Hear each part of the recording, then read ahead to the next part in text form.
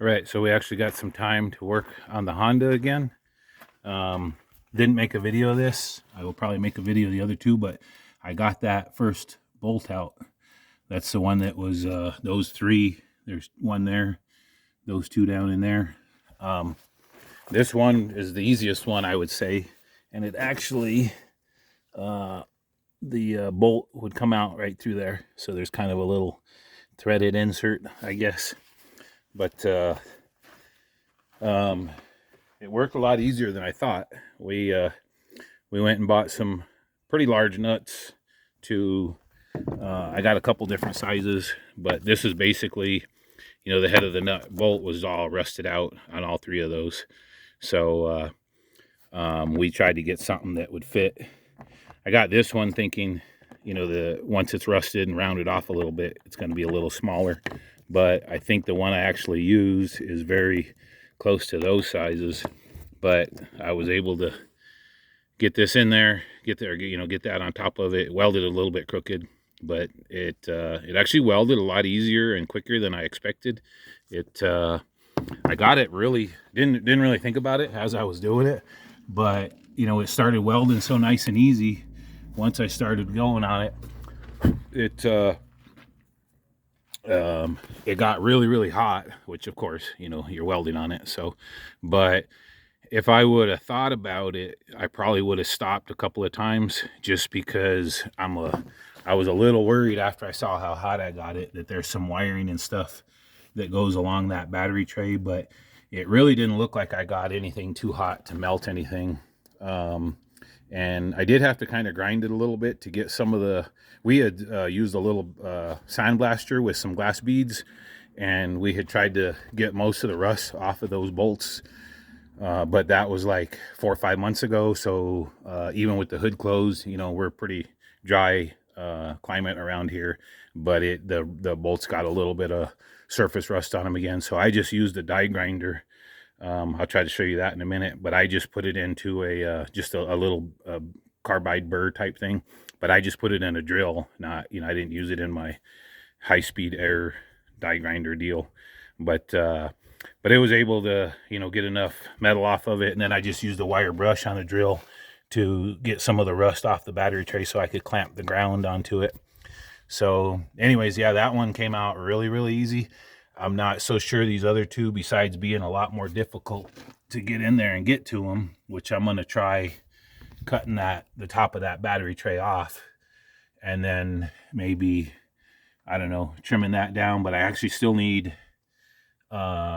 something bare metal to be able to put the ground clamp onto. And then those bolts down there don't have near enough room to put like a big bolt like this, or big nut, sorry. So we may even get something smaller that we can kind of weld to, because like I say, there's just not a whole lot of clearance around it. But anyways, that one came off good. I'm hoping, and I'll try to make a video doing the other two, because I think those are going to be a little more difficult. But the other thing we've been working on is this coolant plug that goes into the side of the block there. Let me get a light so we can see this a little better. But so when we took the old, that's just a plug that goes into the coolant passages in the block. But when we took the old one out, it was pretty well corroded. So to be honest, I don't know. I got two of these here. I'm not 100% sure. I think this is the one that actually came out of this block, but you can see how there's some of the threads had some aluminum kind of bonded to it, I guess. And as we backed it out, it kind of stripped some of the threads, not too many of them, but some of the threads in the block.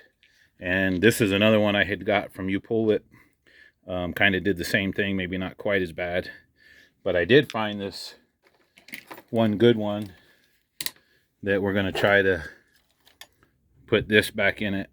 But in order to clean up those threads, and it was kind of just the first few threads, so I was thinking there was going to be enough room to kind of clearance that and get one the new bolt or the new plug to thread in there.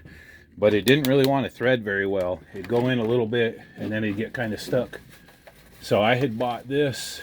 Let's see if I can find it. This is like a, what is that? It was a pretty odd thread, and I couldn't find it anywhere. I had to order this, but I don't know if you guys could see that, but it's an M27 by 1.0, and we threaded this in there, and I had to order this. It was like 30 bucks, and it took like 2 weeks to get here, but we got it to thread in. But I think part of the problem is it's because this is tapered a little bit. It wasn't really cleaning the threads as good as I wanted. I would have liked to have found a bottoming tap, and I had kind of thought about grinding off this, just this end of this where it's tapered, so that way it would be going in square. But an idea that I got was I went and bought another, this is only a 10 millimeter, but it's by the 1.0. So my thoughts process was, I'm going to use this. You know how you can get a thread file to repair bolt threads? Well, I got the idea of getting this and just putting it in here and using it like a thread file type method, I guess, if you want to call it, and kind of clean those threads up. And it actually seemed to work really good. So I'm going to keep working on that. And then I have some of that, I guess it's Loctite, makes like a thread repair kit. And it's kind of like a JB Weld type thing. You mix it up, you put a release agent on your plug so it doesn't bond or stick to that. Then you repair those, you fill it, you know, of course you clean it up real good, but you put the JB Weld stuff on the threads, then you thread in your plug and you let it cure. And then since you have the bonding agent or release agent, sorry, not bonding agent, the release agent prevents it from bonding, and then you can just unthread this after it's cured. And of course we'll probably put some pretty good sealant on it and stuff. But I'm thinking, since it looks like it's just the first initial, you know, like 1/4 inch or less, that, you know, with the thread repair, and I've used that on other stuff, and it's actually a little stronger than I expected it to be. But I think it'll at least help seal it. And then this plug, it should be long enough to reach to the really good threads anyways. And but anyways, that's where we're at, and I'll see what else we get working on.